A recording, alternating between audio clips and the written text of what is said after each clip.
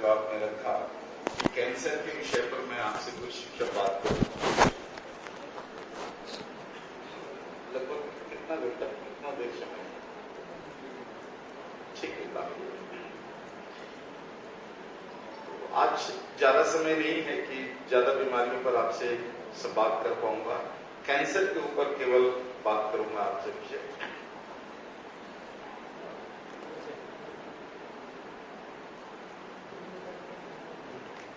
आप सभी जानते हो कि जब हम लोग किसी बीमारी पर चिकित्सा का कार्य करते हैं तब सबसे पहले इस बात को समझते हैं कि यह बीमारी उत्पन्न कहां से हुई, कैसे हुई।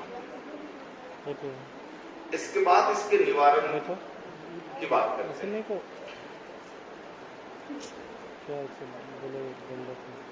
कैंसर कैसे उत्पन्न होता है, क्या क्या कारण है इसके, ये सभी आपको पाठ्यक्रम के अंतर्गत जो है पढ़ाई गई है। ये कोई नया विषय नहीं है, लेकिन चूंकि यहाँ पर कुछ लोग हैं जो हमारे गव्य सिद्ध समूह से बाहर से हैं, इसलिए भी शायद इस विषय को बड़ी प्रमुखता के साथ सुबह के सत्र में रखा गया था। वास्तव में कैंसर कोई गंभीर विषय नहीं है, एक मामूली सा घाव है। और ये मेरी बात नहीं है, मेरी बात तो केवल मेरा अपना अनुभव होगा जो 20 वर्षों से इस बीमारी पर काम कर रहा हूं। लेकिन जो इसका विज्ञान है उसमें मेरा कोई अंश नहीं है। आयुर्वेद के गणित के हिसाब से ही मैं कह रहा हूं कि कैंसर मतलब मामूली सा घाव। अंतर इतना ही है कि एक घाव शरीर के बाहर है और दूसरा घाव शरीर के अंदर है। शरीर के बाहर कोई घाव हो जाता है तो हमारे पास सुविधा होती है उस घाव की प्रतिदिन सफाई करना, उस पर कुछ मलहम लगाना, उसकी देखरेख करना। लेकिन यही घाव जब हमारे शरीर के आंतरिक हिस्से में हो जाता है तब वहां पर व्यवस्था नहीं होती। कैसे उसकी सफाई की जाए, कैसे उस पर कुछ मलहम लगाया जाए, कैसे देखरेख किया जाए, बिल्कुल इतने से अंतर से कैंसर को समझ सकते हैं।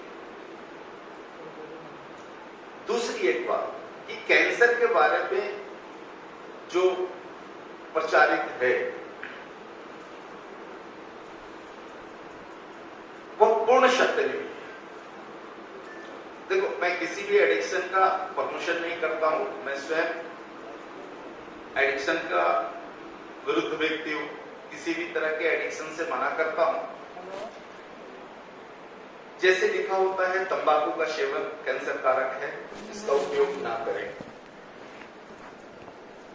यह पूर्ण सत्य नहीं है। बहुत सारी ऐसी वस्तुएं हैं हमारी दिनचर्या में, हमारे रसोई घर में जो कैंसर कारक है, लेकिन उन सभी वस्तुओं पर यह टैग नहीं लगाया गया है। कुछ चीजों पर टैग लगाया गया जिसके खिलाफ सामाजिक संस्थाओं ने लड़ाई लड़ी, उन विषयों पर यह टैग लगा। और जिन विषयों पर अभी तक कोई आंदोलन नहीं हुआ या सरकार के समक्ष ऐसी लड़ाई नहीं लड़ी गई, उन विषयों पर टैग नहीं लगा। आज मुख्यतः इसी विषय पर बात करूंगा मैं कि कौन कौन से ऐसे कारक हैं हमारी दिनचर्या में, कौन कौन सी ऐसी वस्तुएं हैं हमारी दिनचर्या में जो कैंसर के कारक हैं, लेकिन बताया नहीं जाता। इसमें जो सबसे मुख्य विषय है वह है ऑक्सीजन। ऑक्सीजन की कमी कैंसर का सबसे बड़ा कारक है। अब ये ऑक्सीजन जो हमारे शरीर में सप्लाई होता है, तीनों माध्यम कारक है। ठोस भोजन के रूप में, तरल जल के रूप में, ऑक्सीजन वायु के रूप में। यदि हमारे ठोस भोजन में ऑक्सीजन की मात्रा घट जाए तब भी वह भोजन कैंसर कारक हो सकता है। जो हम जल तरल ग्रहण कर रहे हैं अगर उस तरल में भी ऑक्सीजन की कमी है, तब भी वह भोजन या तरल पदार्थ कैंसर कारक हो सकता है। जो हम श्वास ले रहे हैं वायु, इस वायु में भी अगर ऑक्सीजन का दर घट गया, तब भी वह श्वास हमारे लिए कैंसर कारक हो सकता है। ये तीनों कारक हो सकते हैं।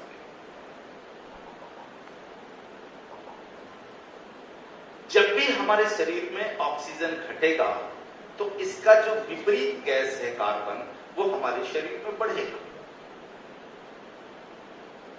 जैसी गति का कार्य हमारे फेफड़ा का है,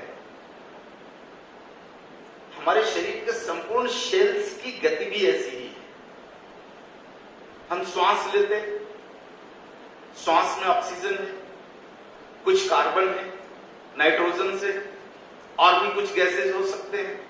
जैसे ही हमारा फेफड़ा वायु से ऑक्सीजन को सेपरेट करता है, उस खाली जगह में रक्त में घुला हुआ कार्बन मिल जाता है और श्वास की क्रिया से बाहर निकल जाता है।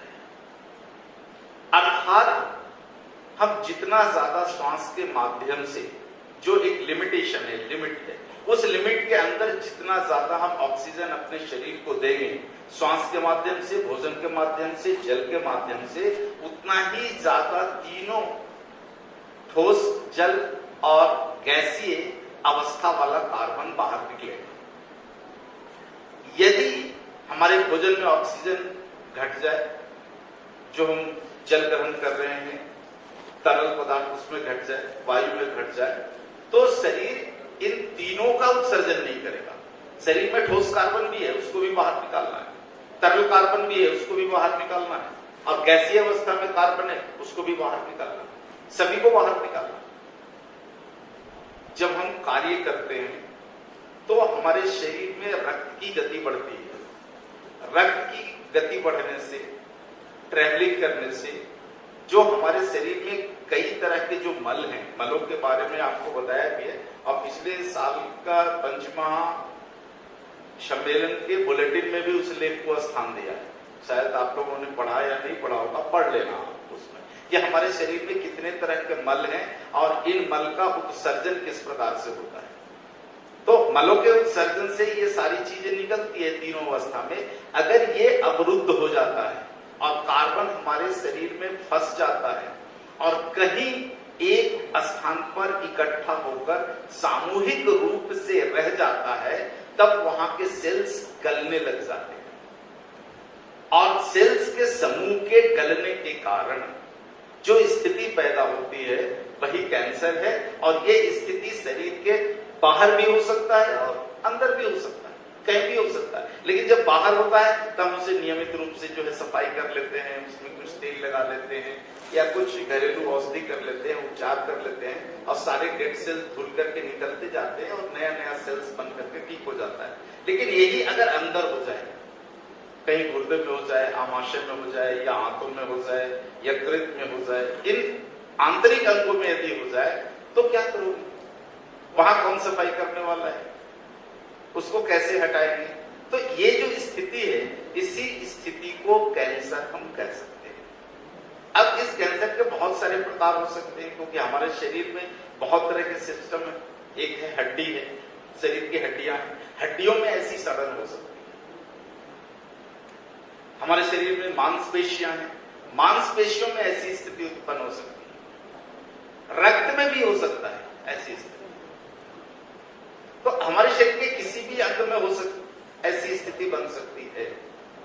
एक सरल उदाहरण पहले भी आपको दिया है और आज भी दोहरा देता हूं कि आप किसी बच्चे के गाल पे थप्पड़ मारते, उसका गाल लाल हो जाता है। क्यों? थप्पड़ पड़ने के साथ उसका गाल क्यों लाल हो जाता है? क्या कारण? रक्त वहां पर ज्यादा मात्रा में रक्त पहुंच जाता है। क्यों? जैसे ही आपने थप्पड़ मारी, उस चोट के कारण वहां पर लाखों सेल्स मर गए।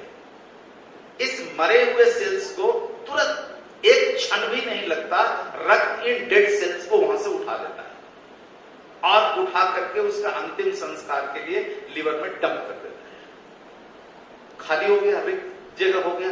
इस रिक्तता को भरने के लिए शरीर में जहां जहां साफ सुथरा खून है तेजी से दौड़ते हैं वहां पर और वो सरफेस लाल हो जाता है।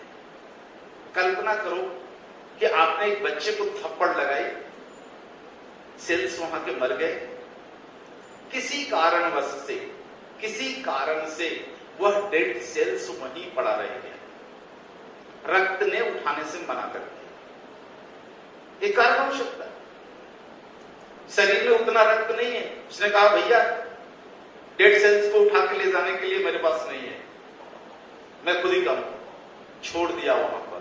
क्या होगा आप देखोगे, कुछ देर के बाद वह लाल नहीं होगा बल्कि सरफेस काला हो जाएगा, मृत सेल्स। अगर ये मृत सेल्स वहां पर लंबे समय तक पड़े रह गए तब इस मृत सेल में सड़न पैदा होगी और यही सड़न कैंसर है। कई लोग जो गुटखा तंबाकू खाते हैं, आप देखोगे गुटखा तंबाकू यहां पर साइड में रख लेते हैं या कुछ लोग यहां सामने रख लेते हैं। ये क्या है? ये तंबाकू है क्या? Concentrated carbon.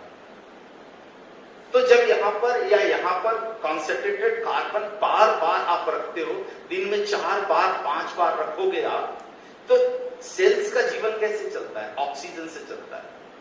सेल्स एक हमारे शरीर के एक सेल्स को श्वास के लिए ऑक्सीजन चाहिए।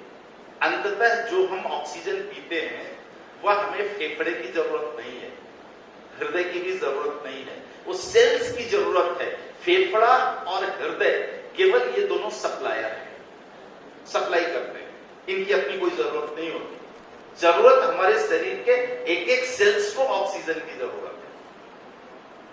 अब सेल्स श्वास लेते हैं, श्वास के लिए उनको ऑक्सीजन रक्त सप्लाई करता है। रक्त में वेग कौन देता है? हृदय देता है। और हृदय में आए हुए गंदे रक्त में ऑक्सीजन कौन मिलाता है? फेफड़ा मिलाता है। सब कनेक्टेड है एक दूसरे से। तो सेल्स को ऑक्सीजन चाहिए श्वास लेने के लिए, कार्बन नहीं चाहिए। और आपने यहां पर क्या रखा है? यहां पर क्या रखा है? Highly concentrated carbon. तो ये सेल्स श्वास नहीं ले पाते और उनका दम घुट जाता है। और जहां पर आपने तंबाकू रखी है शरीर के जिस हिस्से में, उस हिस्से का सेल्स मर जाता है। एक समूह, पूरा समूह मर जाता है प्रतिदिन। और दिन में कई बार उनकी मौत होती है और कई बार उन मृत सेल्स को रक्त वहां से उठाएगा और नसों के माध्यम से ले जाकर के लीवर में डंप कर देगा। लीवर उसका जो है अंतिम संस्कार कर देगा, राख बना करके छोड़ देगा वहां पर। ये क्रिया सतत 24 घंटे चलते रहती है हमारे शरीर में। लेकिन उसकी एक सीमा है। जैसे एक गांव है और उस गांव में 200 लोग रहते हैं, कोई महामारी आ गई और अचानक 100 लोग मर गए, तो 100 लोगों को श्मशान पहुंचाने के लिए 400 लोग चाहिए, क्योंकि एक व्यक्ति को कंधा देने के लिए 4 व्यक्ति चाहिए। कुल जनसंख्या गांव की 200। महामारी के कारण एक साथ मर गए 100, बच गए 100। अभी 100 को अगर श्मशान घाट ले जाकर के फूकना है तो 400 लोग चाहिए कंधा देने के लिए। नहीं है तो क्या करेंगे? एक एक करके लेकर के जाएंगे। क्या होगा? जो पीछे वाला डेड बॉडी है वो सड़ जाएगा और सड़ के उसका संक्रमण फिर उस गांव में फैल जाएगा। हमारे शरीर में बिल्कुल ऐसा ही होता है। जब ग्रुप ऑफ सेल्स कहीं मर गया, लगातार आप शराब पी रहे हैं, आमाशय को आप कार्बन दे रहे हैं, वहां ग्रुप ऑफ सेल्स मर गया, तो रक्त की एक सीमा है कि वो प्रति क्षण प्रति पल इतने डेड सेल्स को उठाएगा और लीवर में डंप करेगा। लेकिन उसकी क्षमता से ज्यादा सेल्स एक जगह मर गए तब वो एक एक करके ले जाएगा, तो जो सबसे पीछे वाला है वो सड़ेगा। तो यहां पर अगर आप गुटखा तंबाकू रखते हो तो रखने से बहुत तेजी संख्या में, बहुत तेज गति से सेल्स यहां पर मरने लगते हैं।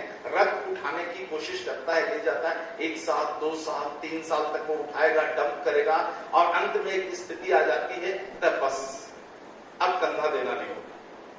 तो डेड सेल्स को वहीं पर रक्त छोड़ देता है और जब धीरे धीरे छूटता जाता है तब एक ग्रुप ऑफ सेल, दूसरा ग्रुप ऑफ सेल, तीसरा ग्रुप ऑफ सेल, और फिर करोड़ों सेल्स एक जगह सड़ जाते हैं, वो उठ नहीं पाता।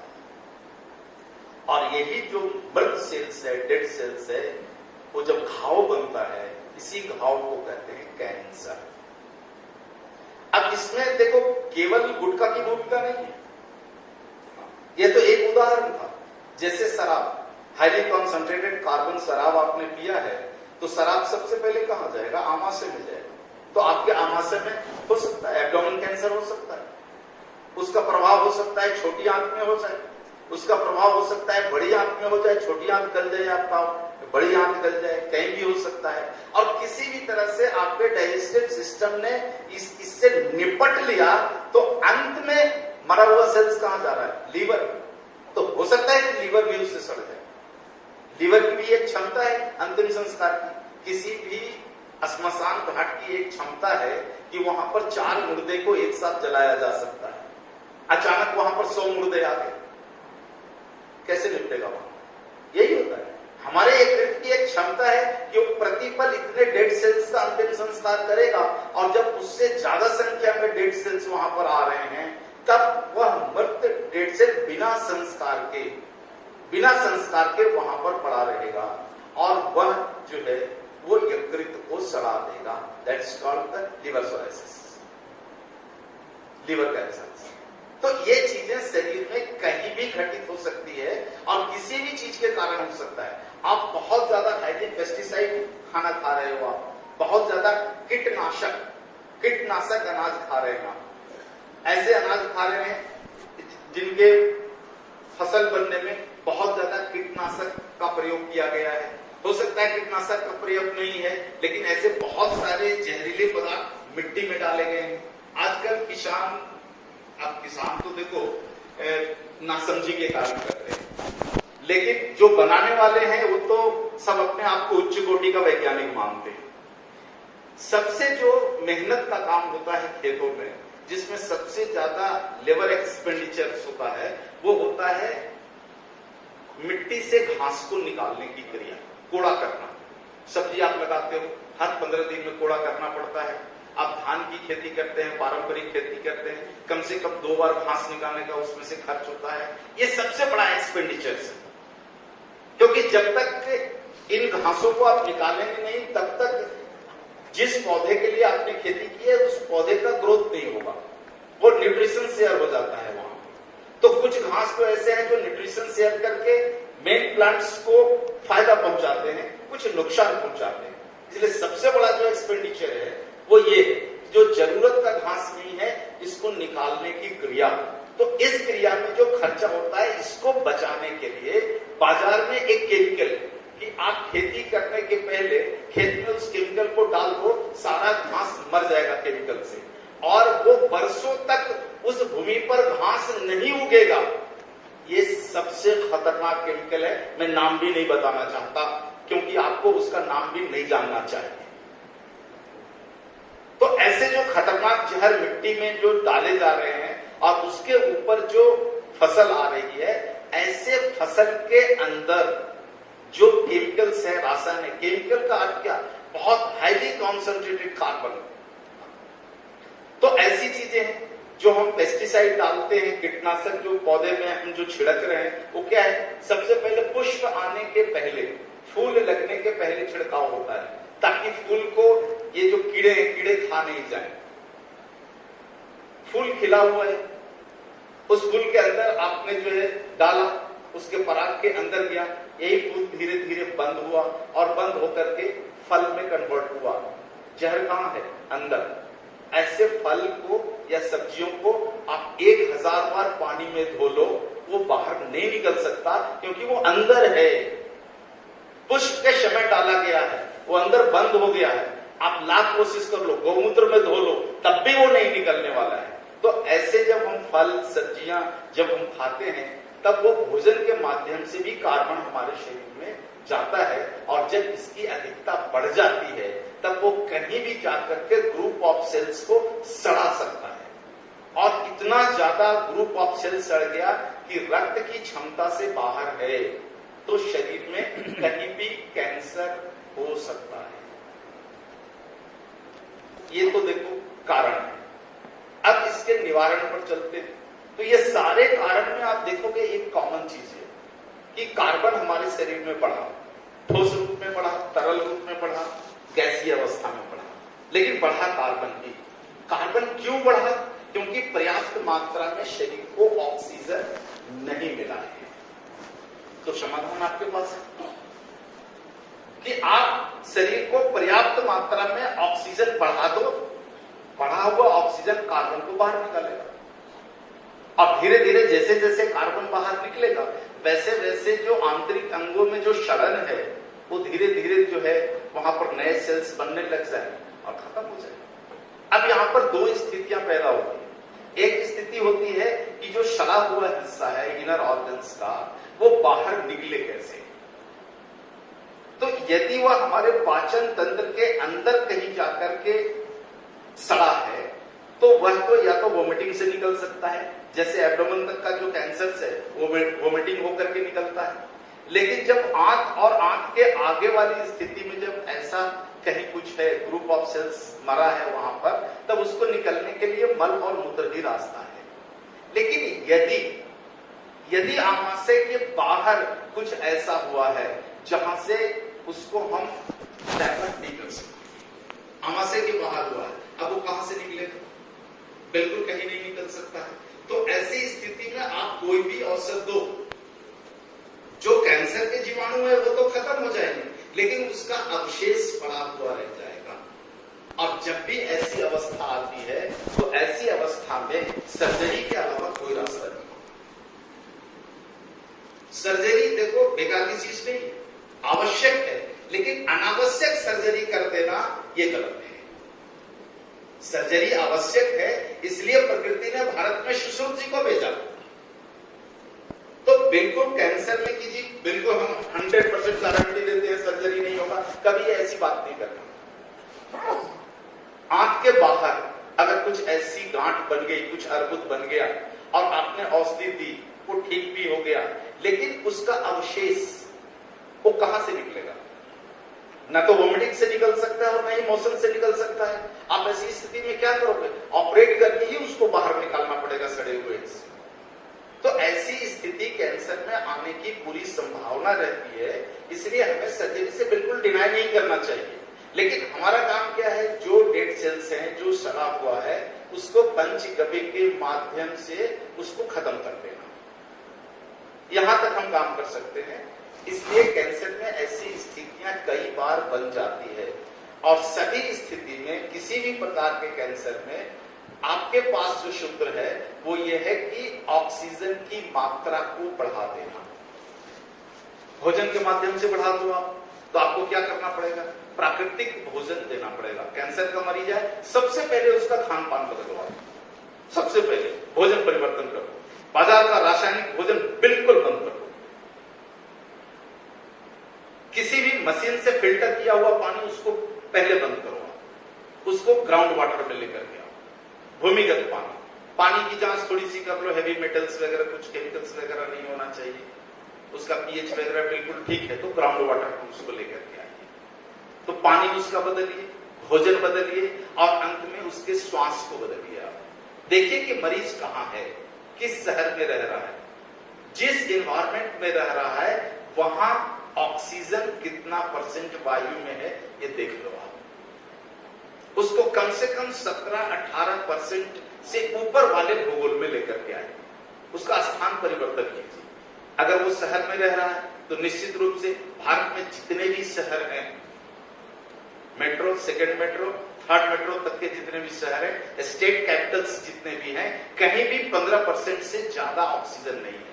सभी जगह ऑक्सीजन 15% के नीचे है। आपको मरीज को वहां से शिफ्ट करना पड़ेगा। मरीज को शिफ्ट करके ऐसी जगह ले जाइए जहां वायु में ऑक्सीजन का प्रमाण 17-18 या उससे ज्यादा % हो। ऐसा नहीं हो सकता है, तब आप उसके घर में ऑक्सीजन के प्रमाण को बढ़ाइए, उसके कमरे में ऑक्सीजन के प्रमाण को बढ़ाइए। भोजन से आपने सुधार दिया, भोजन जैविक भोजन देकर के, पानी सुधार दिया, लेकिन श्वास को भी सुधारना पड़ेगा। तो श्वास को सुधारने की 2 क्रियाएं हैं आपके पास, 3 क्रियाएं हो गई। या तो उसको उस भूगोल से उठा करके आप बिल्कुल ऑक्सीजन वाले भूगोल में ले जाओ, यानी गांव के वातावरण में लेकर के जाओ, आप प्राकृतिक वातावरण में लेकर के जाओ। नहीं हो सकता ऐसा संभव, तब आपके पास उसके घर के अंदर ऑक्सीजन के प्रमाण को बढ़ाना है, जिसमें आपको घी का दीपक मदद करेगा। आपको पता है 10 मिलीलीटर आपने यदि घी जला दिया है तो 1600 लीटर वायु का कन्वर्शन होगा। तो 24 घंटा मरीज के कमरे में घी का दीपक जलते रहना चाहिए, तो उसके कमरे की स्थिति बदल जाए। इसमें तुलसी का पौधा भी सहयोगी हो सकता है। उसके कमरे में, मरीज के कमरे में जिस तरफ से पवन का वेग आ रहा है, उस तरफ आप तुलसी के कुछ पौधे रखते हैं तो तुलसी से टकराकर जाने वाली वायु में ऑक्सीजन का प्रमाण बढ़ जाएगा। तो ऐसी कुछ स्थितियां पैदा करके आप उसके श्वास में ऑक्सीजन के प्रमाण को बढ़ा दो। भस्म का पानी आप दे सकते हो, सबसे कारगर इसमें है कि मरीज जो भी पानी पीता है वो केवल भस्म का पानी पिए, दूसरा पानी नहीं पिए। तो भोजन से आपने ऑक्सीजन सप्लाई कर दी, पानी से आपने ऑक्सीजन सप्लाई कर दिया, आपने वायु के माध्यम से ऑक्सीजन सप्लाई कर दिया। तो अब तो ये स्थिति आ गई कि अब इसके आगे जो मृत सेल्स हैं उनके मरने की संख्या कम जाएगी, यानी बीमारी कंट्रोल में हो गया, रेस्क्यू हो गया बीमारी। अब जो हुआ बीमारी है इस पर आपको काम करने की जरूरत है, यानी बीमारी अब बढ़ेगा नहीं, रुक गया यहां। लेकिन जो हुआ है अभी तक नष्ट, जो कुछ भी हुआ है उस नष्ट को आपको खत्म करना है। तो इसके लिए कई विषय को समझना पड़ेगा। हड्डियों में जो कैंसर है इसके लिए एक अलग विषय समझना पड़ेगा, मांसपेशियों में है उसके लिए अलग समझना है आपको। यहां पर अब ऑर्गन्स बेस जाना पड़ेगा, किस ऑर्गन्स में है, किस ऑर्गन्स में पड़े हुए डेड सेल्स को कैसे उठाना है। कभी कभी होता है कि डेड सेल्स जो है बहुत कड़े कांट के रूप में हो जाता है और उसमें रक्त का सप्लाई होते रहता है। तो जब तक उस गांठ में रक्त का सप्लाई होगा तब तक वो गांठ धीरे धीरे धीरे धीरे धीरे धीरे बढ़ता रहेगा। तो सबसे पहला आपका काम है कि उस गांठ में रक्त की सप्लाई को बंद करवा देना। जैसे ही गांठ में रक्त की सप्लाई बंद हुई, गांठ का ग्रोथ रुक जाएगा और धीरे धीरे बॉडी उसको डिटैच कर देगा, यानी अपने से हटा देगा। रक्त की सप्लाई उसमें नहीं जाएगी तो बॉडी हटा दिया, उसको बॉडी के अंदर पड़ा हुआ है लेकिन शरीर के साथ उसका कोई संबंध नहीं। तो आपको काम करना पड़ेगा पंचकवी के माध्यम से उस गांठ को डिटैच कर दे। डिटैच हो गया, अब आपके पास सर्जरी नहीं, अब आप क्या करो, गांठ को कैसे निकालोगे। तो यहां पर तय करना पड़ेगा कि कौन सा गांठ गलने वाला है और कौन सा गांठ नहीं गलने वाला है। जो गांठ नहीं गलने वाला है उसके लिए एक ही रास्ता है, रेफर टू सर्जरी, कोई दूसरा रास्ता नहीं। गलने वाला गांठ है उसके लिए आपके पास औषधि है, गौमूत्र का आप सतगंधा के साथ कंपोजिशन करते हो, ये गांठ को फोड़ देता है। लेकिन गांठ को तब फोड़िए जब बॉडी उसको डिटैच कर दे। यदि डिटैचमेंट के पहले अगर आपने गांठ फोड़ दी तो ब्लीडिंग शुरू होगा, बंद नहीं होगा। इसलिए पहले उस गांठ को अलग करते हैं, उसमें रक्त की सप्लाई को बंद करते हैं। जैसे ही रक्त का सप्लाई बंद होगा बॉडी से अलग हो, गांठ फटेगा लेकिन एक बूंद भी खून नहीं निकलेगा और गांठ फट के निकल गया। गांठ फट के निकल के आप घाव को बंद करना है, आपके पास स्टिचिंग व्यवस्था नहीं है क्योंकि सर्जरी की पढ़ाई आपकी नहीं है। तो स्टिचिंग के लिए, प्राकृतिक स्टिचिंग के लिए आपके पास क्या है, गेंदा स्प्रे।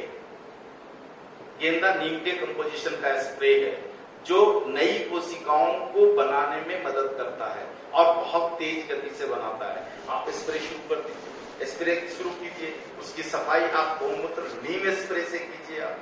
आपके पास झंडू कंपोजिशंस के ऑइंटमेंट है, गौमूत्र छाल के माध्यम से बना हुआ, उसका एप्लीकेशन करो आप, तो ये स्वतः वहां पर जो है घाव भर जाता है, कोई स्टिचिंग करने की जरूरत नहीं पड़ती और घाव ऐसा भरता है कि बाद में पता नहीं चलता कि यहाँ पर फटा हुआ। आप स्टिचिंग कराओगे ना, उसका मार्क तो जिंदगी भर रह जाता है। लेकिन झंडू से जो कोशिकाएं बन करके जो जुड़ती है उसमें घाव वहां पर फटा है, यह चिन्ह भी नहीं रहता।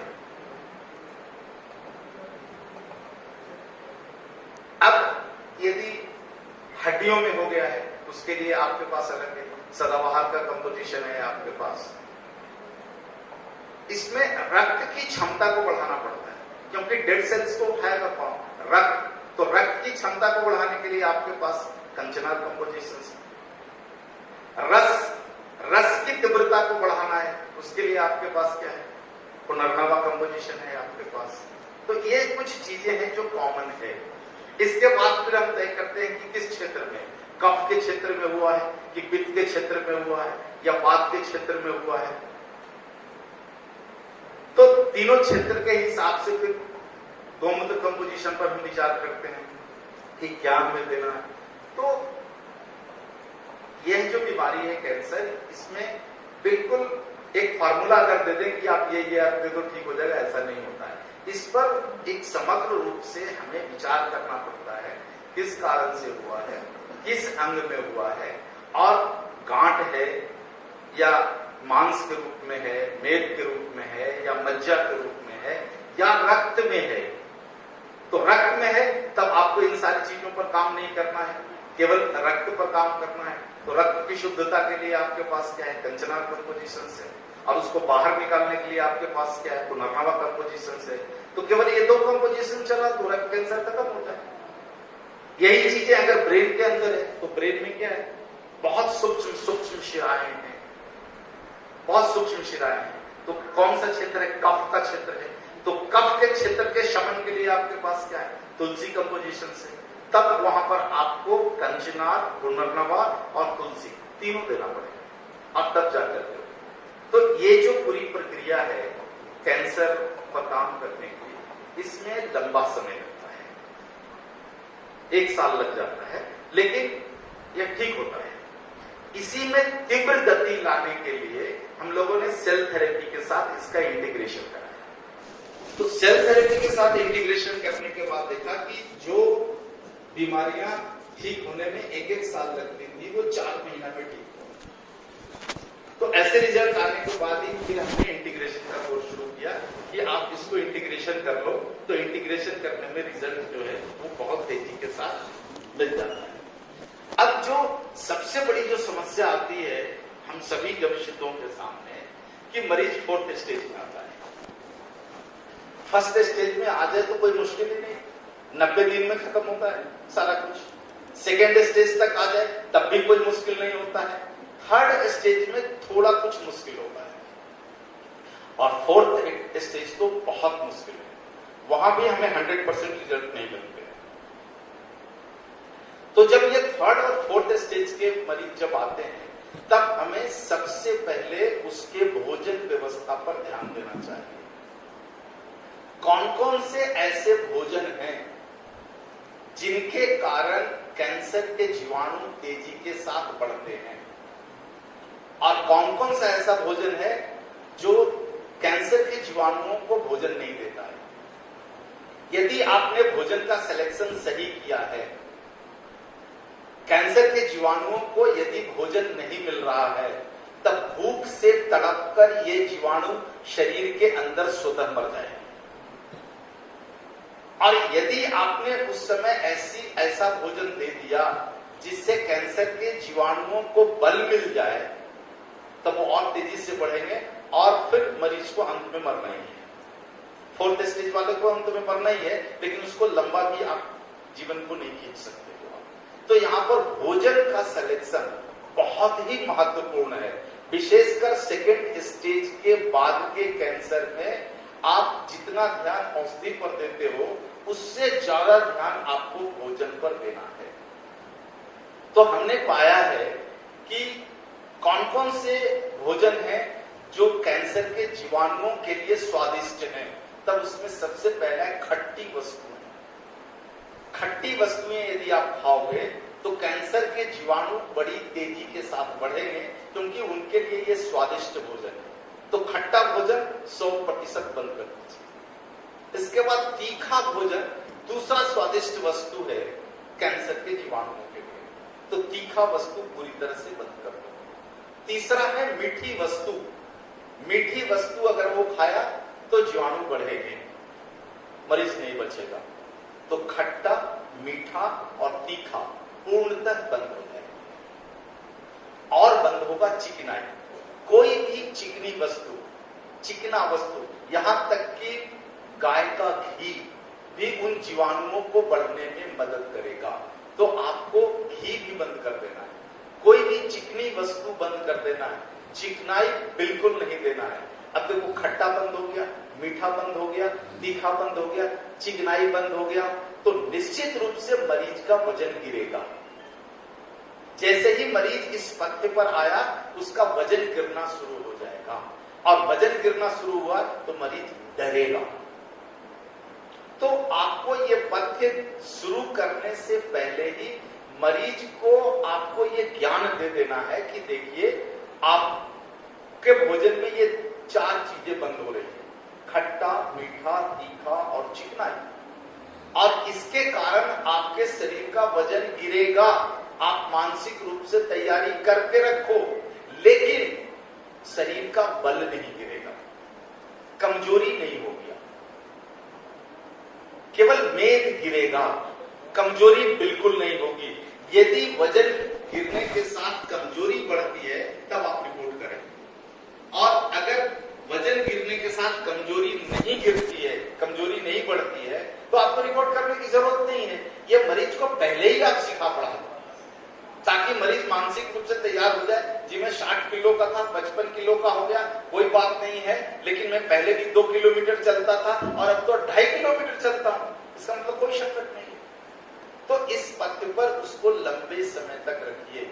लंबे समय तक रखने से क्या होगा कि जीवाणुओं को, कैंसर के जीवाणुओं को भोजन मिलना बंद हो जाएगा, और उनको भोजन मिलना बंद हुआ तब ये जीवाणु भूख से तड़प कर शरीर के अंदर ही मर जाएंगे, चाहे वो किसी भी तरह का जीवाणु रहने, फैलने वाला जीवाणु रहने दो या अस्थायी जीवाणु रहने दो। 2 तरह के जीवाणु होते हैं कैंसर के, एक तो फैलने वाला होता है जिसको मैलिग्नेंट सेल कहते हैं एलोपैथी में, और दूसरा होता है बिनाइन सेल्स।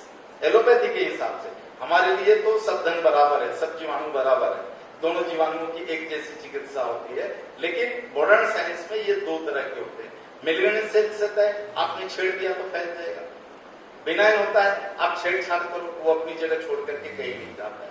इसलिए एलोपैथी चिकित्सा में भी, साइंस में भी, जब शरीर में मैलिग्नेंट सेल्स होता है तब जो अच्छे डॉक्टर होते हैं वे ऑपरेशन से इनकार करते हैं कि यदि हमने ऑपरेट किया तो पूरे बॉडी में ये सेल्स आपको फैल जाएगा और रीअकरेंस की 100% संभावना होगी।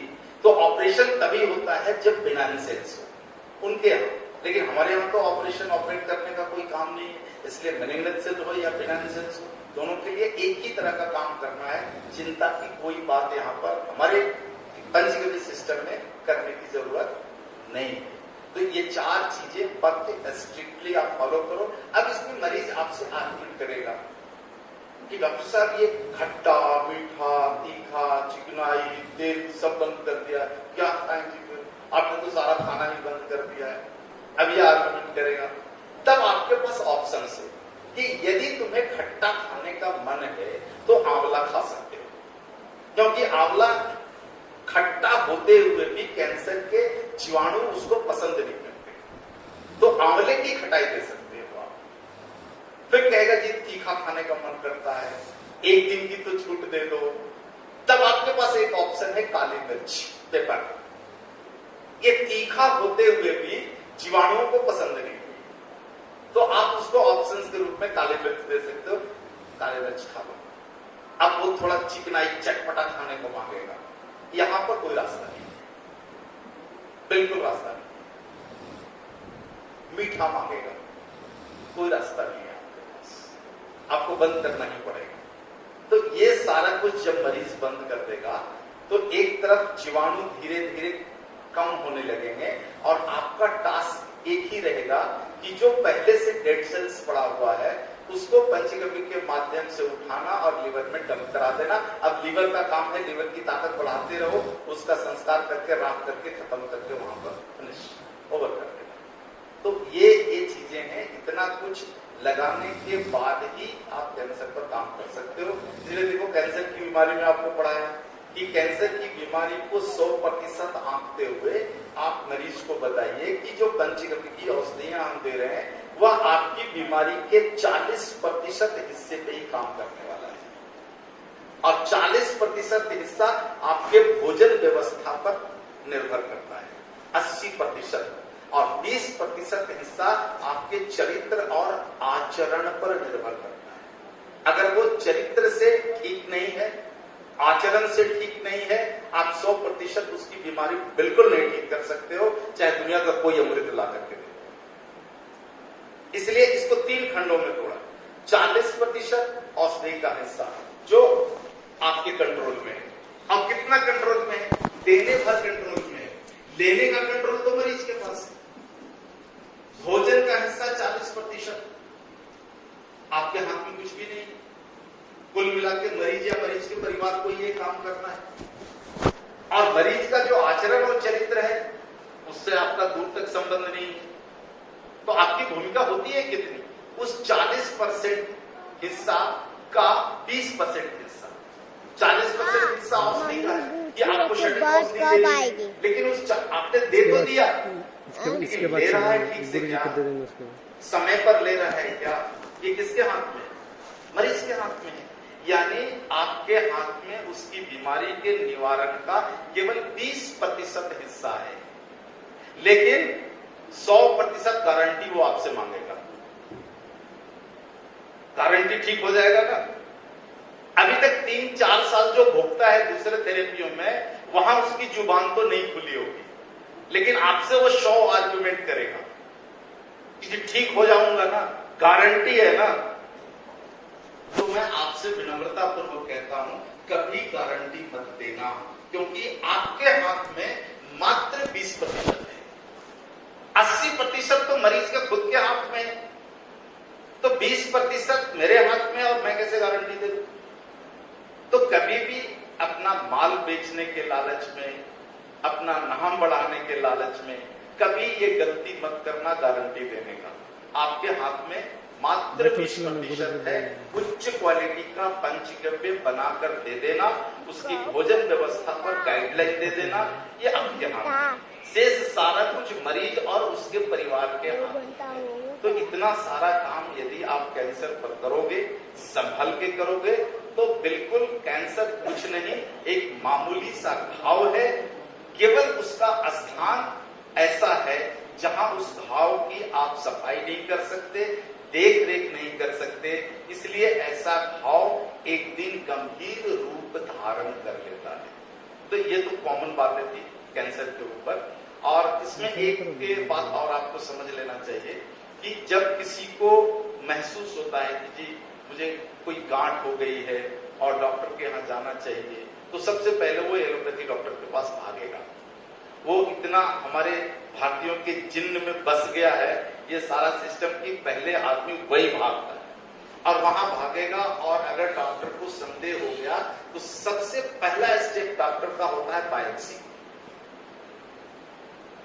बिना जाने हुए बायोप्सी करा के आ जाओ। वो क्यों लिखता है अब मैं यहां नहीं बोल सकता उस विषय में, लेकिन वो लिखेगा वही बायोप्सी करा करके आगे। गलती से यदि, गलती से भी नहीं कह सकता हूं, यदि वो मैलिग्नेंट सेल्स है और बायोप्सी करा लिया, मैं गारंटी के साथ कहता हूं पूरे शरीर में वो फैलेगा ऑपरेशन से पहले। क्योंकि मैलिग्नेंट सेल जो है उसका चरित्र होता है कि आपने छेड़ा नहीं कि मधुमक्खी की तरफ पूरी तरह से फैल जाता है। जैसे मधुमक्खी के छत्ते में उंगली घुसा दो, क्या होगा? मधुमक्खी आपको चारों तरफ से घेर लेगा। जैसे ही बायोप्सी का निडल जाता है मैलिग्नेंट सेल्स के अंदर, वहां से सारे जीवाणु उड़ते हैं और शरीर के सारे ऑर्गन्स में जाकर के बैठ जाते हैं। अब आपने ऑपरेशन करके उस गांठ को निकाला है, लेकिन गांठ को निकालने के पहले वो सेल्स जो दूसरे ऑर्गन्स में जाके बैठा, उसका क्या करोगे? और इसीलिए आप देखोगे कि एलोपैथी चिकित्सा में जितने भी कैंसर के ऑपरेशन होते हैं, ज्यादातर 90% से ज्यादा केसेस में 2 से 3 साल के बाद रीअकरेंस होता है। यही कारण है। उन्हें भी मना किया जाता है कि आप पहले ये तय कीजिए कि कैंसरस है या नहीं, और वो एक सिंपल ब्लड टेस्ट से हो सकता है, बायोप्सी करने की जरूरत नहीं पड़ेगी। ये उनके विधान का है, आपको समझने का काम नहीं है उसमें। तो आपके पास जो लोग आएंगे वो बायोप्सी रिपोर्ट लेकर के आएंगे कि हमने जी बायोप्सी कराया, कंफर्म हो गए हैं कि कैंसर है। अब आप ज्ञान से तो मरीज को आप बताओ या नहीं बताओ, और उसमें आपको काम करना है कि सबसे पहले हम ऑल ऑर्गन्स, शरीर के सभी ऑर्गन्स में बिल्कुल जो उड़ करके गया है उसको खत्म करने का काम मरीज को बताइए। गाय की और नहीं तो क्या होगा सर, आपने एक जगह काम किया और 2-3 साल के बाद पूरी एक्सपीरियंस होकर पशु तो करना क्या है आपको, वो नहीं बताया था। करना ये कि ऑपरेशन तो हो गया, उसके बाद वो आपके पास आया है या बायोप्सी के बाद आपके पास आया है, वो किसी भी कंडीशन में अगर उसका ट्यूमर 3 से 4 महीने में गल जाता है, फिर भी कम से कम 15 महीना कोई आपका तो पक्का होगा। या जैसा कि ऑल ऑर्गन्स, सभी ऑर्गन्स में जब ये जीवाणु फैल जाते हैं तो 1 साल से ज्यादा समय लगता है और शरीर के सभी ऑर्गन से। जैसे आपके गर्भ सिद्ध है दिखेगा 8 दिन से 4 महीने, यह तो विषय हमारे अब मरीज निश्चित हो गया जीवाणु बदल गया है उनका विषय है, लेकिन आप वहाँ पर कार्यरत है तो वहाँ पर एक बात हो सकती है, वो भी बहुत पॉजिटिव। यदि आप चाहते हो कि दोबारा नहीं हो तो या मेरी जो इच्छा है और मतलब अभिरुचि है कि गौ भस्म, मुझे लगता है ऊपर भस्म बनाने की क्या कोई विशेष विधि है या सिर्फ कोठे को जला लिया या उसको बार बार हम लोग को भस्म बनाने की बहुत सारी विधियां है। तो ऐसा हो तो और महाविद्यालय अस्पताल में एक बार हम आपके बहुत से मैंने अपने तरफ से हम लोग बातें तो ज्यादा मैंने कह दिया है। यदि आपको इसमें से कुछ प्रश्न निकलता है ऐसे तो गौमूत्र की औषधियाँ हमारे यहाँ लोग आकर के बताते हैं कि इसमें गौमूत्र डाल करके ये है इसका उपाय करिए तो अच्छा है, ये बातें वो बताते हैं, लेकिन वो भस्म का हम लोग उपयोग करें मेरे ख्याल से औषधि की चर्चा इसलिए किया कि यहाँ पर सभी गपशप में है और वहाँ को ये बेसिक सारा आया हुआ है। चरक जी के बारे में के लिए आपको बता दूं कि कैंसर में बहुत ज्यादा भारतीय जी ने गौमूत्र के साथ कंचनार का कंपोजिशन चलता है, गौमूत्र के साथ पुनर्नवा का कंपोजिशन जीरा नमक मिला, गौमूत्र के साथ भी बढ़त है, सब गौमूत्र के साथ सर्पगंधा चलता है, गौमूत्र के साथ तुलसी चलता है। ये है छाछ की ताकत, लेकिन एक चरक जो नहीं चलता भोर ही और सिलेक्ट करने से पहले जो व्यक्ति मट्ठा जैसे हड्डियों में पीता है तो जीरा नमक मिला करके फल कंचनार कंपोजिशन और सभी रोग जल जाए, दुनिया का सब कॉमन है, कोई भी कैंसर होने दो कहीं भी ये दो करना पड़ेगा। इसके अलावा किसी भारत की माताओं के क्षेत्र में है तो ये 2 के साथ तुलसी कंपोजिशन देना पड़ता है। यदि हड्डियों में है सदाबहार का कंपोजिशन देना पड़ता है। यदि गांठ को पका के फाड़ के बाहर निकालना है उससे ऊपर आ जाओ गंगा का कंपोजिशन देना पड़ता है। तो ये 2 कॉमन है और शेष आते आते कभी बोल बनता है, आपके बिहार में आते आते मट्ठा बन जाता है और पंजाब जाते जाते लस्सी बन जाती है। ये चीजें होती है। अब इसी में 2 चीजें चलती है, एक नहीं गौमूत्र का जब हम कंपोजिशन करते हैं एक नहीं है तो 2 सब अलग अलग है। एक उसका मट्ठा बनाने की कला अलग है, दही घोल बनाने की कला अलग है, लस्सी बनाने की कला अलग है, ताक छाछ मोर बनाने की कला अलग है, के साथ भी देते हैं, छाछिए हिस्सा के साथ भी देते हैं। छाछिए के लोगों को कैसा मट्ठा पीना चाहिए मट्टी में उसका नहीं बताएगा, मट्ठा का फॉर्म नहीं बताएगा उसका मट्ठा कैसे बनता है। मट्ठा को मोर की तरह बना दोगे कंपोजिशन, तो इसका मतलब है कि सर्पगंधा युक्त गौमूत्र और सर्पगंधा युक्त गौमूत्र छाप यानी घनवटी के हिसाब से चीजों को तैयार किया। मट्ठा आजकल माताओं के क्या देखता हूँ, पहली बात तो उनके घर में एक मिनट इनका एक प्रश्न है, एक डेयरी का प्रश्न आने तो फिर आपके भारत की कोई भी डेयरी दूध नहीं बेचती, सभी जहर बेचती हैं। ये चाहो तो अप्लाई करके डेयरी इंडस्ट्रियों को भेज देना। मैंने सारे भारत के डेयरी के दूध का केमिकल एनालिसिस करके देखा है, सारे डेयरी सोडियम लॉरेल सल्फेट नाम का जहर मिलाते हैं और हाइड्रोजन पेरोक्साइड जहर मिलाते हैं। अब ये दोनों कितना खतरनाक केमिकल है, किसी भी आप केमिस्ट से पूछना, कि शरीर के अंदर यदि हाइड्रोजन पेरोक्साइड चला जाए, सोडियम लॉरेल सल्फेट चला जाए, तो सबसे पहले बीमारी होती है कैंसर। ब्लड टेस्ट कराओ, सारे डेली के दूध कैंसर है, ये सिस्टम उनके पास है।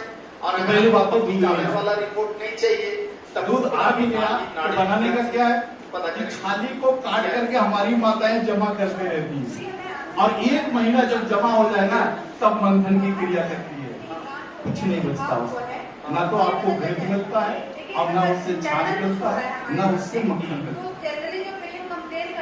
इसका जो प्रोसेस है कि गाय का दूध कभी भी सूर्य की अनुपस्थिति में निकालना, यानी प्रातः काल निकालना है तो सूरज शाम में निकालना है तो सूरज अस्त के बाद निकालो। तो आप और उस दूध को गर्म करने के लिए इतना ताप चाहिए, टेम्परेचर, ये आपका स्टोव का चूल्हा नहीं बना सकता। गाय के गोबर का कंडा नहीं बना सकता। गाय के गोबर का कंडा जितना ताप देता है, इतने ही ताप पर दूध गर्म होना चाहिए। संदेह कर सकते हो कि कहीं न कहीं और ऐसा गर्म सूरज में आप थोड़ा सा जामुन मिला करके, या चांदी मिला करके, या कोई जीवाश्म मिला करके आप दही बना लो। और दही के मंत्र की क्रिया सूर्य उदय से पहले होना चाहिए। सूर्य उदय हो गया, दही की तासीर बदल जाती है, फिर वो दही नहीं बचती। सूर्य उदय से पहले दही बनाइए, और निकले हुए मक्खन को 5 घंटे के अंदर तपा के घी बना लो। इस क्रिया में जो बचता है मक्खन निकलने के बाद वही छाछ। और ऐसे छाछ के गुण धर्म के बारे में ही चरक ने कहा है कि जो मोर ही मट्ठा पिए थे, हाँ ये वाला मट्ठा, जीरा नमक मिला लो, फल बुद्धि बढ़त है सब रोग जड़ जाए। बच्चों को दूध नहीं मिलता है, चिंता मत करो, छाछ पिला लो, बुद्धि बढ़ती है। और छाछ सारे पत्तियों में मैं समझ गया आपका प्रश्न, आप पूरा विवरण जानना चाहते हैं। बात आप जो आप चाहो तो मैं तो बहुत दिल से स्वागत करता हूँ इस विषय का, आज का आयुर्वेद जो है, यदि गाय को अपना ले और गाय के अनाज का एप्लीकेशन जो कैंसर बीमारी में लाभकारी है और कौन से बुरे, और बिना सबसे पहला जो है मुझे लगता है पूरी चिकित्सा पद्धति जो है वो कैंसर के मरीज को आपको गेहूं बंद करना ही पड़ेगा, कोई रास्ता नहीं। सबसे अच्छा अनाज है, इस क्रिया पर सारा आपको डाल देता हूँ। सबसे पहली बात तो है कि शुद्ध भात, बिना छिलका उतारा हुआ चावल, कम से कम 5 घंटा चलने आप अपनी भाषा में कह सकते हो गुड़हा वाला चावल। गोचर की जमीन में जिस चावल की बोरी में आप हाथ डाले और हाथ में गुड़हा लग गया, समझ लो कि वो विभिन्न तरह के घास खाने का मौका वाला। तो ऐसी गाय जो 5 घंटा चलती है, उसका गोबर आप ले लें। गोबर औषधि योग्य है या नहीं, चावल सबसे जांच करने की। और चावल में जो कैटेगरीज है उसमें रेड राइस नीचे सबसे अच्छा है।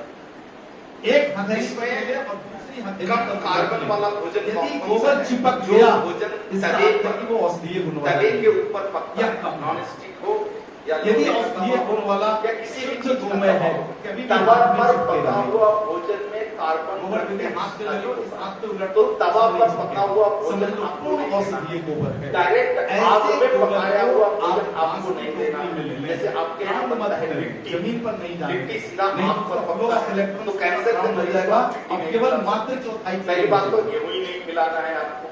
तो आप बांस के टोकरी तो में आप गाय गेहूं गोबर बांटने दूसरे आटा में मिट्टी खिला देते हैं और उसको धूप नहीं खिला सकते, डायरेक्ट फायर फूड ऐसे ही दे सकते क्योंकि उसमें और ऐसे सूखे हुए ड्रामे में बहुत अधिक थोड़ा सा घृत डाल कैंसर करके के आप मरीज को पानी यानी जला के बस हो जाते हैं। या इस रात में 46% नहीं 55% पानी में उबला हुआ भोजन और 55% हुआ भोजन और इतना घुलनशील कि आप पानी में डालिए, पूरा ऑक्सीजन पानी में ये दो चीजें ही देनी है।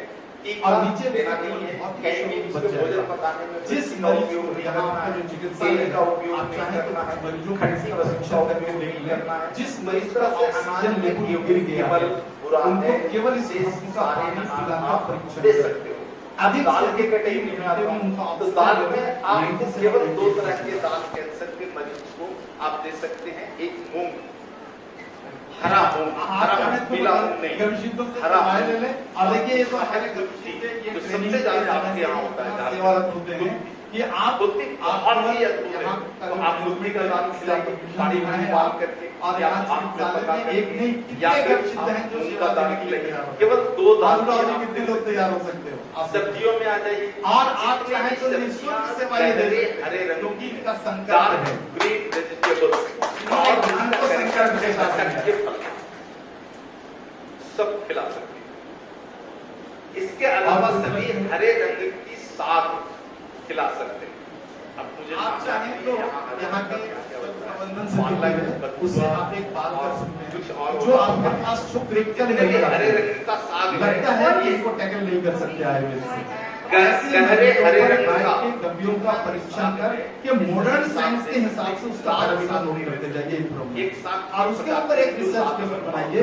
ये रिसर्च पेपर यदि आपके महाविद्यालय की तरफ से सरकार के पास जाएगा तो वो ज्यादा मायने रखेगा। वो लटक के नहीं फलता, लेकिन कैंसर के मरीज को दे सकते हैं, वो है तो ऐसे कुछ रिसर्च का काम यदि आपके यहाँ हो और उसमें यदि कुछ जरूरत पड़ती है मैन पावर की या गाय की डब्बियों को समझने वाले तो निश्चित रूप से हमारे एक नहीं अनेक जमीन इस काम के लिए तैयार हो। दे सकते हैं, वो है अनार।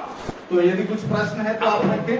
या फिर आप सभी का बहुत बहुत आभार और विशेष आभार तो मैं दूंगा विश्वविद्यालय परिषद का जिसने जो है दोबारा दूसरी बार और यहाँ व्याख्यान का जो है बहुत अच्छा समय दिया हमारे पास उपलब्ध है अनार से पूरे विश्वविद्यालय परिषद के पदाधिकारियों का मैं आभार दिया जा सकता है। सर एक सवाल है सर पंचगव्य से रीढ़ की समस्या को में कैसे लाभ कोई भी गरम मसाला रीढ़ जो है ना शरीर का मूल तत्व है, लेकिन सामान्यतः जो रीढ़ की हड्डी पूरा जो पीछे वाला हिस्सा है ये शरीर का स्वास्थ्य वाला हिस्सा है। तो इसके लिए आपको गाय का गोबर या गाय का भस्म या भस्म जल का सेवन करना पड़ेगा, इसमें से लाभ मिल जाएगा। नहीं सोच नहीं कर सकते। आप तो कच्चा गोबर खा लो फिर भी लाभ मिल जाएगा। समूह में जो सुखा के गोबर का कंडा को आप चूरन बना लो आप उससे भी काम हो जाएगा। गाय के गोमे के किसी भी स्वरूप का आप सेवन करेंगे तो आपको इसमें से लाभ मिलेगा। हल्दी में सबसे ज्यादा सॉइल डिफिशियंसी के कारण होने वाला रोग है स्पाइनल कोर्ड की बीमारी, रीढ़ की हड्डियों की बीमारी, बैक पेन, पीठ का दर्द, घुटने का दर्द, कमर का दर्द, ये सब सॉइल डिफिशियंसी के कारण होता है। इन सारी बीमारियों में ये आपको गोमे का तो कच्ची हल्दी नमस्कार सर। सलाद खिलाइए आप, बेगूसराय से हम बहुत तेजी से रिकवर होगा। बेगूसराय में हम लोगों का ठीक है हाँ 60 तरह का जो है 60 के बारे में देसी गाय के रखते हुए इसमें सर एक प्रॉब्लम आ रही है हम लोगों को। एक बात बोलिए तो प्रश्न ये है हमारा सर कि हम लोग शहर के बीचों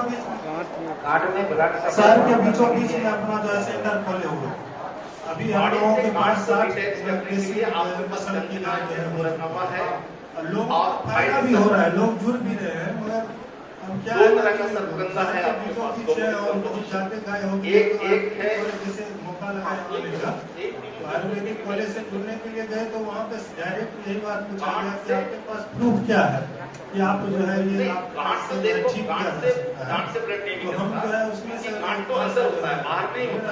हमारा वेबसाइट है पंचगव्य.org। आप पंचगव्य.org में जाइए, वहाँ पर बहुत सारी गव्यों का क्लिनिकल एनालिसिस सर्टिफिकेट रखे हुए हैं।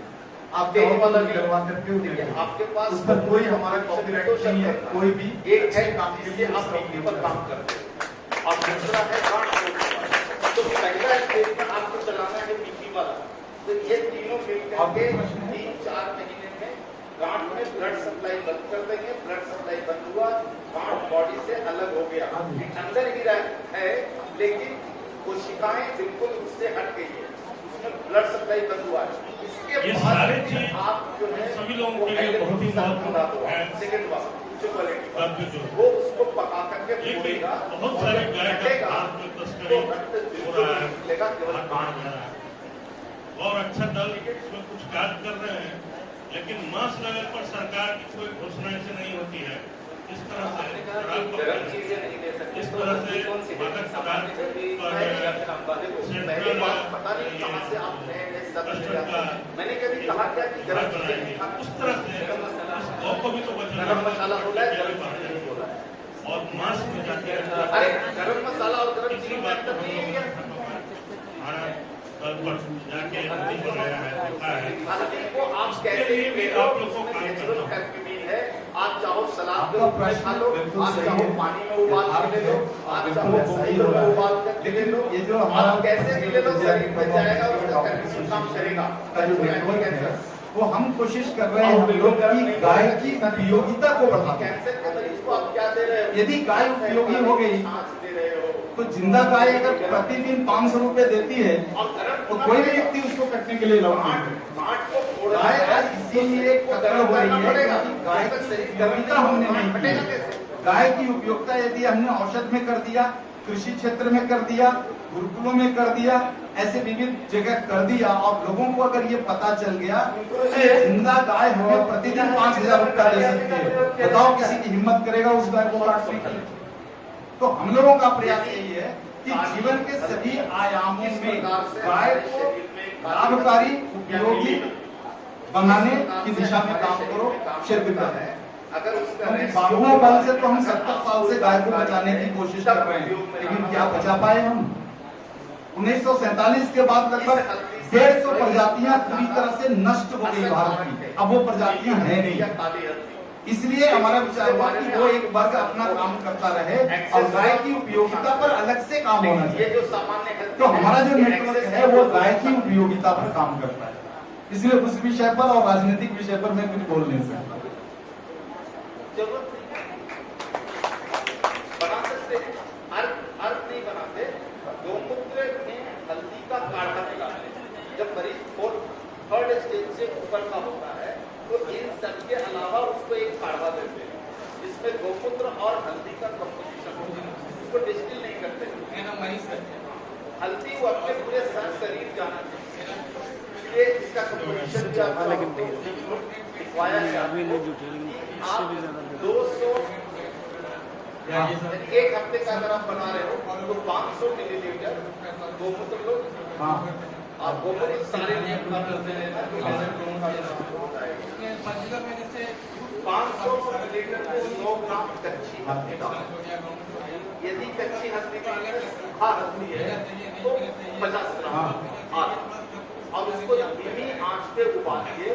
जब वो 200 ml बचे या 2800 ml बचे तब उसको काटो और उसको 30-30 ml के टुकड़े में बांटो और एक दिन में एक मरीज को 30 ml। ये सारे अर्थ देखो इस पे दो बात कहना चाहूंगा। लेकिन ये तब जो लोग कहते हैं कि दूध नहीं पीना चाहिए या एनिमल प्रोडक्ट नहीं खाना चाहिए, तब इसकी जरूरत उनके बारे में दो चीज कहूंगा। पहली बात तो कि अज्ञानता है और दूसरी बात गौवंश को खत्म करने का ये अभियान है। अगर हमारा पेशेंट डायबिटीज, मैं कहता हूँ इस धरती पर कौन सा ऐसा व्यक्ति है जिसने अपनी माँ का दूध नहीं पिया होगा? कैंसर का पेशेंट है प्लस वो डायबिटिक भी है। मुझे लगता है हम गाय का दूध पीने वाले लोग नहीं है, गौ माँ का। कौन सा फर्क है? आपको क्या पता है? और विश्व चौधरी की बात आप कर रहे हो, उनसे पूछ लेना उन्होंने बचपन में अपनी माँ का दूध पिया है या नहीं। क्योंकि किसी भी फल में सुक्रोज नहीं है। गौवंश को सारे फल में फ्रुक्टोज जड़ है। मूल से खत्म करने की दिशा में उठाया गया यह अभियान है। आप चेत जाइए। दर्शित हो कहां से पढ़े? पृथ्वी पर जितने भी जीव जंतु हैं सभी का आपस में समन्वय है। बिना जीव के आधार पर हमारा जीवन चल ही नहीं सकता। जहाँ तक जैविक कृषि के संबंध में आप काम कर रहे हो, आपको सोचना चाहिए कि जैविक कृषि वही है जो जीव के आधार पर उत्पन्न किया गया। वहाँ भी जीवों का आधार है, जीवों का आधार के बिना कुछ नहीं हो सकता। आप हाइब्रिड बीज खेतों में डालकर और उगा लोगे, बिना रसायन डाले हुए जैविक नहीं कर सकते हो आप। आम चूस के खा सकते हो, काट के जो चीजें जीव के आधार पर होती है, मिट्टी में जीवाणुओं के आधार पर होती है, वही जैविक कहलाता है और वो बिना गाय के गोबर नहीं हो सकता। और बिना लाल के साथ इसलिए जीवन में जीवों का आधार लेना पड़ेगा, उससे मुक्ति नहीं पा सकते।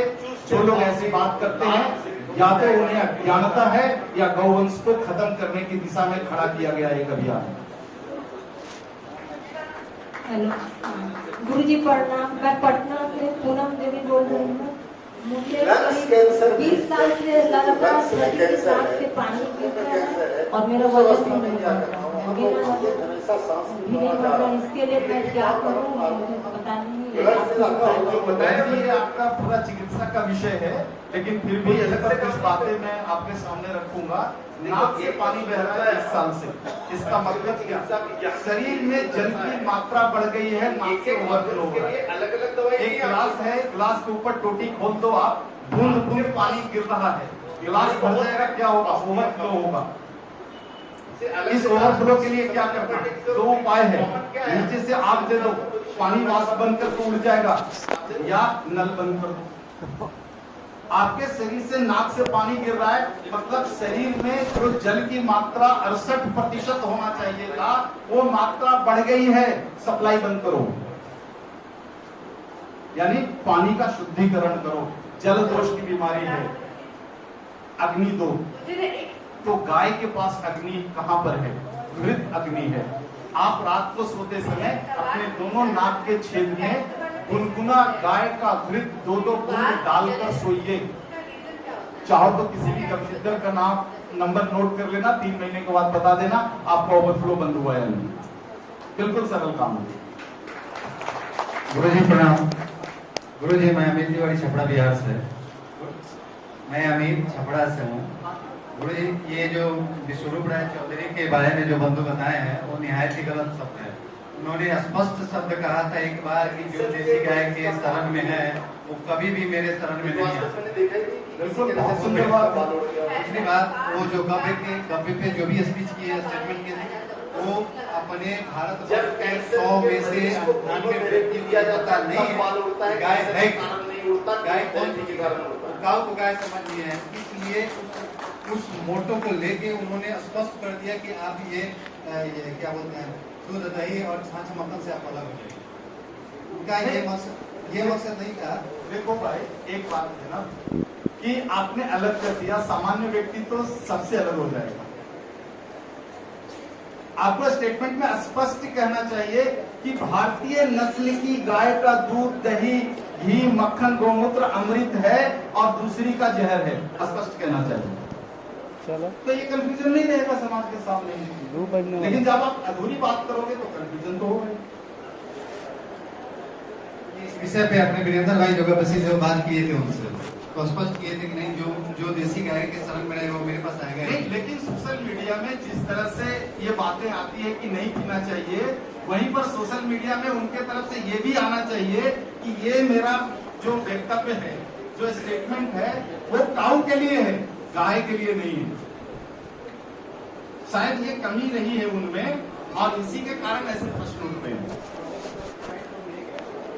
तो यदि आप उनसे जुड़े हुए हैं तो मैं विनम्रता पूर्वक कहूंगा कि आप उनसे कहें कि इस पर स्पष्ट जो है वो स्टेटमेंट दें सोशल मीडिया में कि ये मेरा व्याख्यान गाय पर लागू नहीं होता, काऊ पर होता है।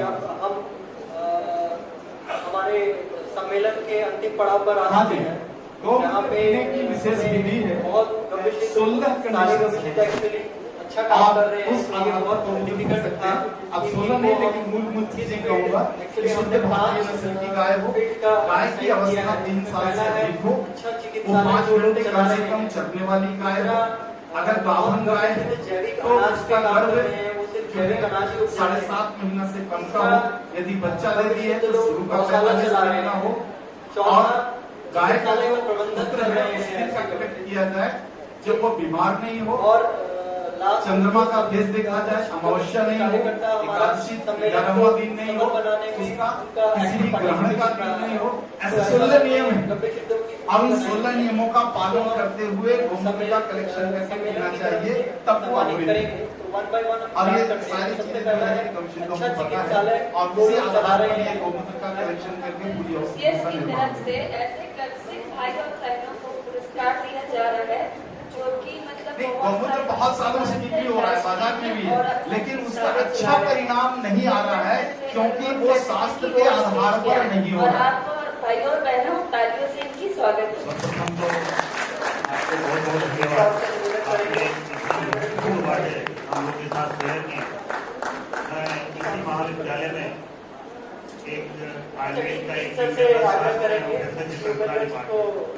दूसरा कौशल जिसे अनुरोध है कि वो भी स्टेज के सामने आए। गर्विसित कौशल। आपने जो कुछ बताया उसमें एक बहुत बड़ा चैलेंज हमें दिखाई पड़ रहा है कि जितनी भी रस की जितनी भी औषधियाँ बनती हैं आयुर्वेद में, उसमें ज्यादातर 50% से ज्यादा औषधियों में हम गाय के किसी न किसी पौधे में जो प्रयोग करते हैं, या तो हम दूध का प्रयोग करते हैं या उसके मूत्र का प्रयोग करते हैं। इवन जो हम भस्म बनाते हैं वो गाय के गोबर के कंडों से बनाने की बात की है, लेकिन आज वो फर्निश में बनते हैं।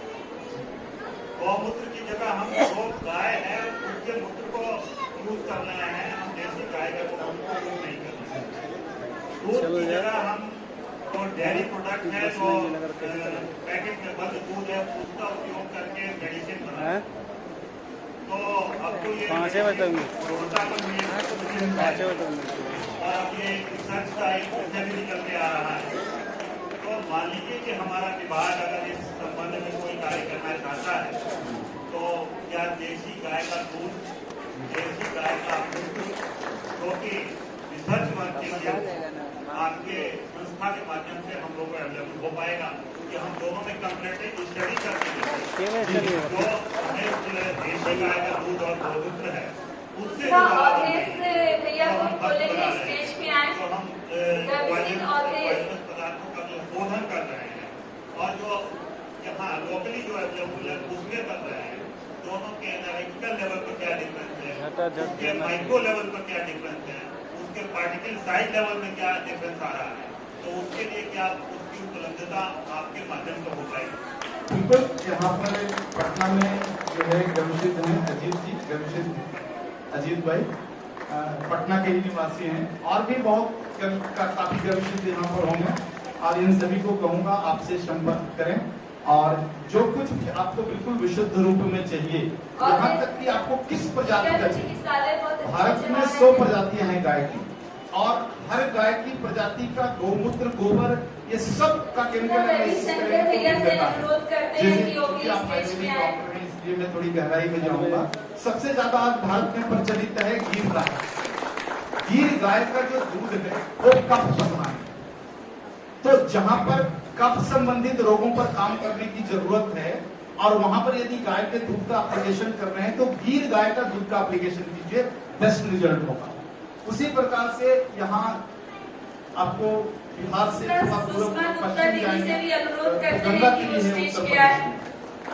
इसका जो दूध है वो वातनाशक है। एक प्रजाति है हरियाणवी, बिहार में बहुत हरियाणवी गाय है, ये वातनाशक है। इसके दूध में शमन करने की बहुत ज्यादा ताकत है। इसी तरह से गुजरात की एक ब्रीड है कांकरेज, उसमें भी यही गुण है। तो आप चाहें तो अलग अलग प्रजातियों के गड्डियों की उपलब्धता भी हमारा नेटवर्क आपको इस रिसर्च के काम के लिए करा सकता है। हमारे नेटवर्क में लगभग 65 प्रजातियां हैं भारत की। तो आप डिमांड करें कि आपको किस प्रजाति का कौन सा गड्ढा चाहिए, ये उपलब्ध हो सकता है। जी जी बिल्कुल। पहले पड़ाव का प्राइस डिस्ट्रीब्यूशन हो गया, जिसमें 10 के सारे लोग चला रहे हैं। हम अगले पड़ाव में जाएंगे, जिस पड़ाव में हमारे गर्भसिद्ध भाई का नाम हमने चयन किया है, जो 100% जैविक खेती कर रहे हैं। राघवेंद्र जी को हम स्टेज पे आमंत्रण देना चाहेंगे। राघवेंद्र जी स्टेज पे आए, और एक ऐसे गर्भसिद्ध भाई हैं जो मतलब गौशाला भी चला रहे हैं और अच्छे चिकित्सालय भी खोले हैं, लेकिन नहीं आ पाए हैं। उनका नाम मैं बता दूं, उसमें आपको जैसे आप गंगा के किनारे हैं, नाम भी एक्चुअली लिस्ट में था, तो गंगा किसी कारण नहीं आ पाए। इसमें पाई जाने वाली गाय तालियों से स्वागत करते हैं। बनारस के आसपास में मिलती है, तो आप चाहें तो अपने यहाँ गंगा तिरी के गवियों का एप्लीकेशन करें। दूसरा, गंगा बेसिन के थोड़ा नीचे आप जाते हैं तो पहाड़ी क्षेत्र शुरू हो जाता है, वहाँ की प्रजाति है मगही, जो ज्यादातर आपको झारखंड के जंगल क्षेत्र में छोटी छोटी गाय मिल जाएगी, उसका भी एप्लीकेशन कर सकते हैं। ये 2 प्रजातियां आपके लिए यहाँ लाभदायक है। उनमें सुरेंद्र जी का नाम शामिल किया गया। सुरेंद्र जी स्टेज पे आए।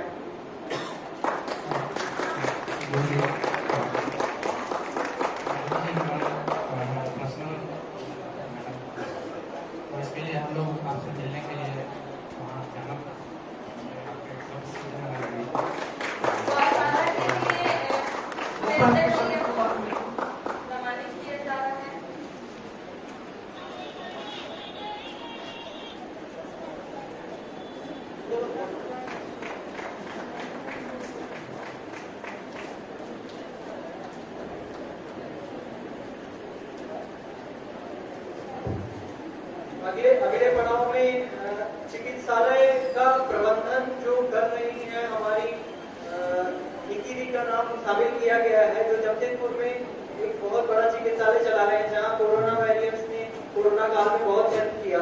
उन सबको प्रबंधन कार्य में उनका बहुत बड़ा सहयोग है। निकी जी आपको स्टेज पे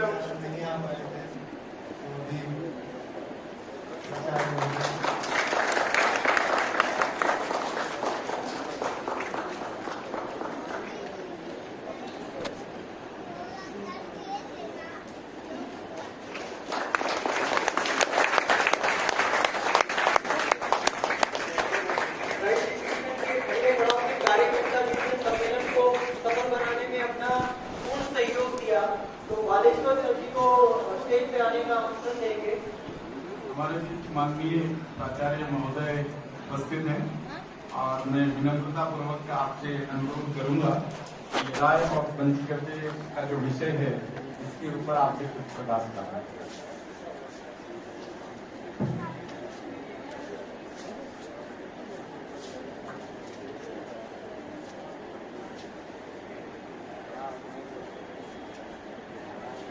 Marta Sen,